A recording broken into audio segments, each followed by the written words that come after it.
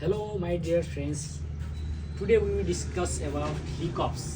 Hiccups भन्नाले डाइफरग्राम of इन्भोल्युमेन्ट्री डाइफरग्राम भन्ने बुझिन्छ र यो चाहिँ नेपालीमा चाहिँ हामी यसलाई हिच्की भन्ने गर्छौँ।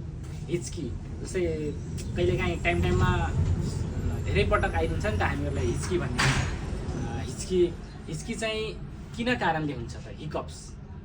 हिच्की हामीहरूको खानपिनले पनि हुन्छ, कहिलेकाहीँ इन्डाइजेसनको कारणले पनि हुन्छ, अनि त्यसपछि तपाईँको कार्बोनेटेड ड्रिङ्क्सहरू खायो भने, स्मोकिङ गऱ्यो भने, हैन, अपच भयो भने, यस्ता कारणले चाहिँ यी मुख्य कारणले चाहिँ हामीहरूलाई हिच्की आउने गर्छ र यसको ट्रिटमेन्ट चाहिँ सामान्य रहेको छ साथीहरू।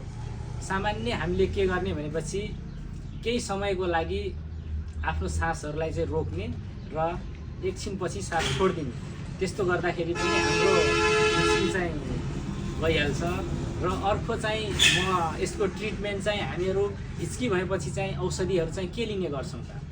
यसको लागि चाहिँ हामीहरूले बेक्लोफेन ट्याब्लेट आउने गर्छ साथीहरू। बेक्लोफेन ट्याब्लेट 10 mg मा आउँछ र यो चाहिँ इन्डियन फार्माकोपियाद्वारा बनेको हुन्छ र यसलाई चाहिँ हामीले एकचोटि खाँदाखेरि हाम्रो हिच्की तुरुन्तै रिलिफ हुन्छ। तुरुन्तै नभए पनि केही समयमा चाहिँ रिलिफ भएर जान्छ। मेनली चाहिँ हामीले बुझ्नुपर्ने सबै ठाउँमा चाहिँ औषधि हुँदैन, त्यही भएर हामीहरूले चाहिँ केही समयसम्म लामो सास रोकेर छोडिदिने। त्यसो गर्दाखेरि चाहिँ हाम्रो यो हिच्की ठिक भएर जान्छ। तपाईँहरूलाई आजको भिडियो कस्तो लाग्यो? प्रतिक्रिया दिनुहोला। हस्त, नमस्ते।